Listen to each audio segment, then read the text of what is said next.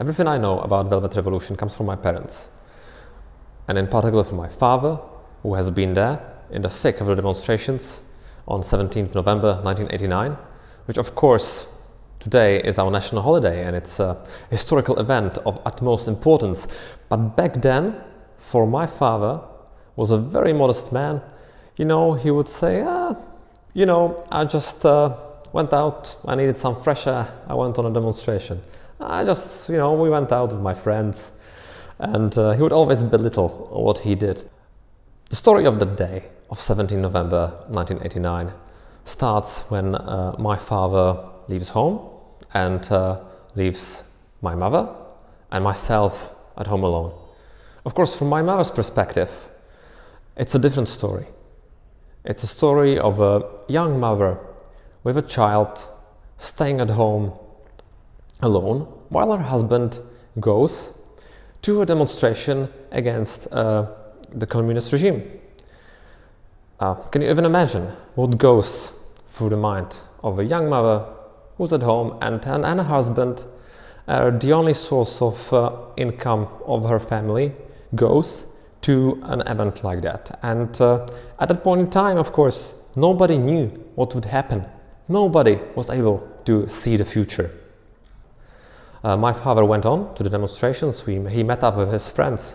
Then the demonstration moved to the city center of Prague, to Národní třída, to the street, where my father quickly realized, just like many of us with him, that the street is barricaded. In one word, it's a trap. The street has been barricaded by the police, so the students couldn't escape. And then the police started moving from one part and beating everybody in a particularly savage way. At that point in time, my father is there, and he has to think quick on his feet.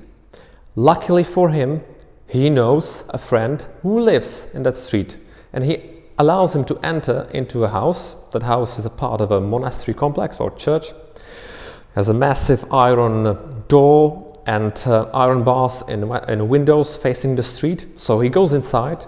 Inside, he realizes there are other people like him, other dissidents, among them a man who today is the Archbishop of Prague.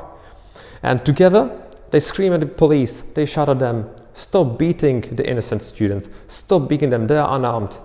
And the police, or people who were called police at the time, they scream back, you motherfuckers, you shut up or we go inside and beat you up as well.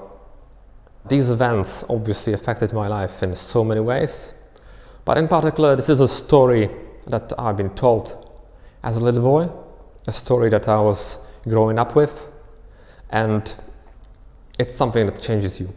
It inspires you, and I have enormous respect for my father's courage, his ability to stand up for what is right, and the willpower to go out there and do what is right without any fear.